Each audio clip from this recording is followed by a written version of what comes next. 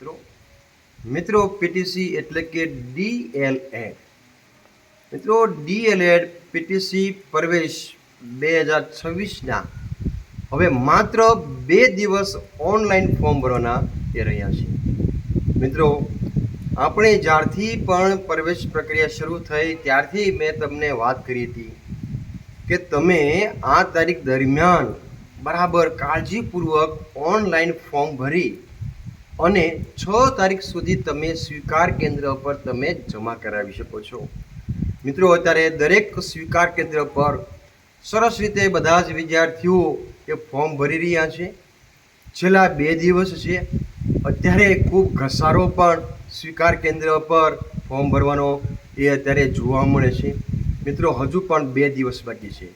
હજુ પણ તમે જો ડીએલએડનું ફોર્મ ન ભર્યું હોય તો આવતીકાલ અને પરમ દિવસ એટલે કે તારીખ 4 અને 5 આ માત્ર 2 દિવસો બાકી રહ્યા છે.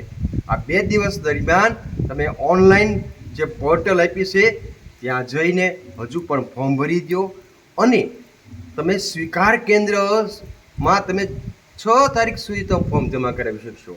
એટલે ફોર્મ સ્વીકાર કેન્દ્ર પર જમા કરાવવાના હજી 3 દિવસ બાકી છે, પણ ફોર્મ ભરવા માટે માત્ર 2 દિવસ બાકી છે. 5 તારીખ પછી તમે પોર્ટલ ઉપર ઓનલાઈન ફોર્મ ભરી શકશો નહીં. એટલે હવે 2 દિવસની અંદર બરાબર તમારે છેલ્લા દિવસની કોઈ રાહ જોવાની નથી અને બરાબર ફોર્મ ભરાઈ જાય અને તમારે સ્વીકાર કેન્દ્ર પર સબમિટ કરી દેવાનું છે. બીજું મિત્રો એક બીજી પણ મારે વાત કરવાની છે. હજુ પણ મને કેટલાક એવા ફોન આવી રહ્યા છે કે સર અમે તો ફોર્મ ભરી દીધું, હવે અમારે કશું કાંઈ કરવાનું રહ્યું જ નહીં ને. અરે ભાઈ ના, આ પોર્ટલ ઉપર તમારે જ્યાં સુધી પ્રક્રિયા પૂરી ન થાય ત્યાં સુધી તમારે જોડાઈ રહેવું પડશે.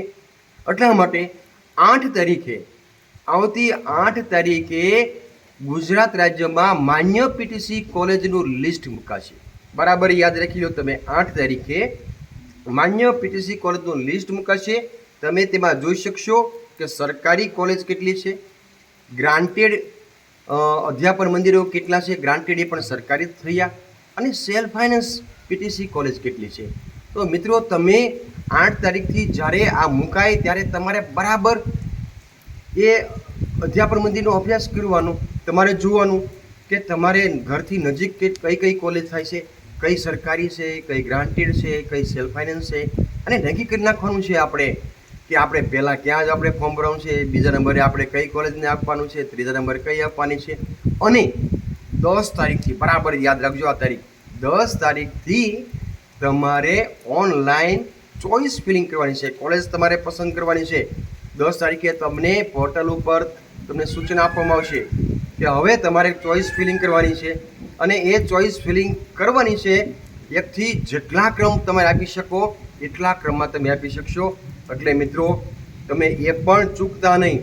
દરેક રાઉન્ડમાં અંતે પણ ફરીને તમને કહેવામાં આવશે તો પછી તમારે જ્યાં આ ચોઈસ ફિલિંગ થઈ ગયા બાદ તમને ક્યાં પ્રવેશ મળશે પહેલા રાઉન્ડની અંદર એ પણ જે કાંઈ મેં તમને અગાઉના વિડીયોની અંદર મેં તારીખો આપી છે એ તારીખ દરમિયાન તમારે ફરીને તમારે જોવાનું છે. અને જ્યાં તમને પીટીસી કોલેજમાં તમને એડમિશન મળે ત્યાં તમારે જમા કરવાનું છે, તમારા સર્ટિફિકેટ જમા કરાવવાનું છે, તમારે એડમિશન કન્ફર્મ કરવાનું છે. મિત્રો એટલે હું કહું છું છેલ્લા 2 દિવસ બાકી છે. હજુ પણ ફોર્મ ભરવામાં જો બાકી રહી ગયા હોય તો તમે ફોર્મ ભરી દો અને 6 તારીખ સુધી તમે જમા કરી શકશો. 5 તારીખ સુધી તમે ફોર્મ તમે ભરી શકશો. આજ તે સરસ મજાનો આ લોકભારતીની અંદર વરસાદ આવી રહ્યો છે. એ વરસાદના પલળતા હું તમને આ વાત કરી રહ્યો છું કે મિત્રો હજુ પણ 2 દિવસ બાકી છે. કોઈ પણ વિદ્યાર્થી જે શિક્ષક થવા માટે જેનો જે આ અભ્યાસક્રમ છે એ જે શિક્ષક થવું છે એ ફોર્મ ભરવામાં બાકી ન રહી જાય. મળતા રહીશું ફરીને પાછા આપણે જ્યારે 8 તારીખે કોલેજ લિસ્ટ મુકાશે ત્યારે ફરીને આપણે મળીશું, ફરીને વાત કરીશું કે કઈ સરકારી, કઈ ગ્રાન્ટેડ અને કઈ સેલ્ફ ફાઇનાન્સ આખા ગુજરાતમાં કઈ જિલ્લામાં કેટલી કોલેજ છે ત્યારે આપણે વધુ વાત કરીશું.